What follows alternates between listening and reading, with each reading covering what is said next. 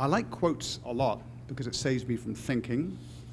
And there's two quotes that come to mind. One is that behind every successful man stands an astonished mother-in-law.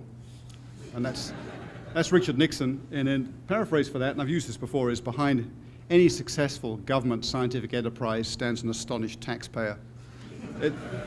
I think that's true about EOS. Since, like I said, I was the project scientist during the Bronze Age of EOS, if it were up to me, I would write up the history as an epic poem, the Terrad.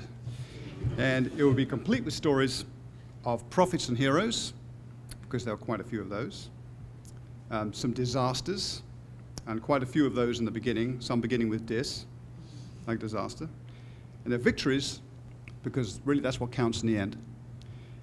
All great efforts. And when you look back, you have to consider that each of these team members, you know, the leaders particularly, but also the rank and file of the teams, they gave up the most productive years of their lives,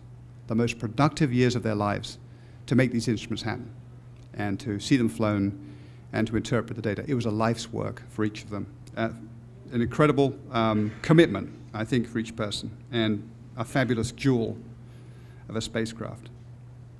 So all these people, all the blood, all the sweat, all the tears that went into EOS, was it really worth it? It's a key question you ask yourself in the depths of the night.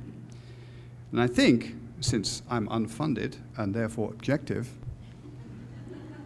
hint, I could say it really was.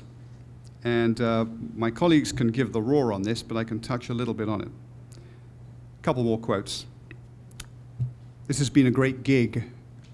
That was Keith Richards. Good guy. And one that's not really appropriate, this is from Svigal Chen. He said, "Piers, friends come and go, but enemies accumulate."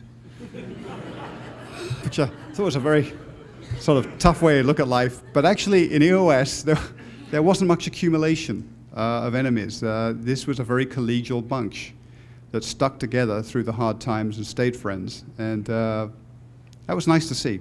Always when I come back to this group, it's nice to feel the warmth of your presence. So the jokes are good, the revelry is fun, it's good to remember all the people and the things, but I think it's useful to step back and have a sense of history about what was done. Terra and her sisters, Aqua and Aura, they've changed our view of the world. They put flesh on the bones of the concepts and the models that we have for our changing world. So the EOS, in my EOS constellation, in my view, is providing us with the essential facts with which we're feeding a very infant science. And that baby is growing fast. And it's interesting that for NASA, it's been an adventure too, because NASA got to use the technology that they used to reach other planets and explore other planets to look at our own in a really methodical way. And that's been an interesting turnaround for the agency. So one last quote, and this is predictable, I guess. This is from T.S. Eliot, who was an American who became a Brit, as opposed to a Brit who became an American, so I can use it, who said, "We shall not cease from exploration, and at the end of all our exploring will be to arrive where we started and know the place for the first time."